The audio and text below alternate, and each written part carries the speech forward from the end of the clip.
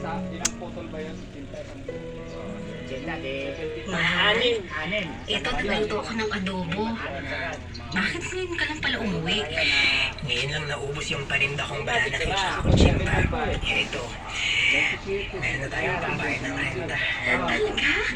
Nakakatawa naman at may pambayad na tayo kay Manang. Siya nga pala, itong ulam nating adobo. Kasya siguro to ng 3 araw, no? Pandesal naman ang nagtatawid sa atin kapag umaga.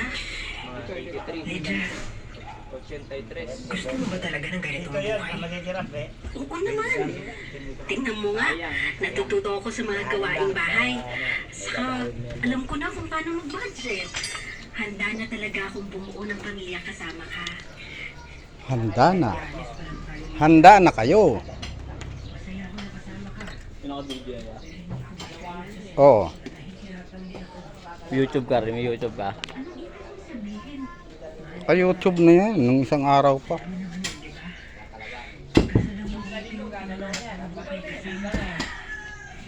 Gusto ko yung may basbasa na tayo galing sa mga magulang mo.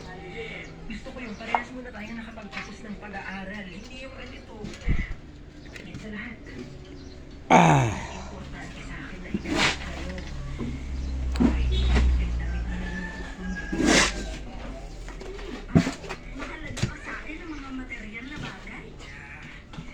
Mali kong ginagawa natin. Oo. 5 buwan na wala na hagdanan tayo. Kinakaya naman natin. Sama ni Roro! Akala ko ba bumubuo yung loob mo? Tapos, ikaw pala itong maduduwag. Kumikita din naman ako sa pagtitinda sa lugawan na nakakaipon pa nga tayo.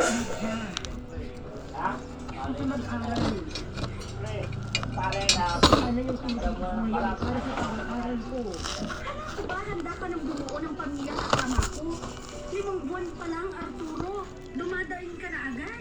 Oh. Ako yung laki sa layaw. 5 buwan pa lang. Walang ginawa. Dasal ka.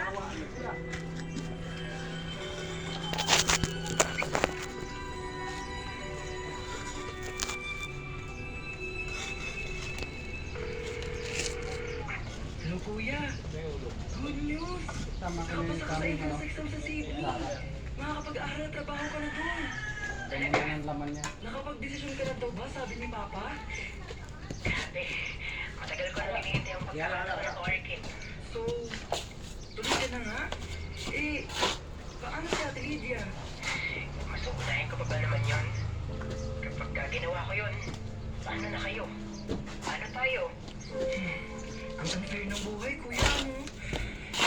Dapat, nag-aaral lang tayo, pero may mga responsibilidad na agad tayo sa buhay.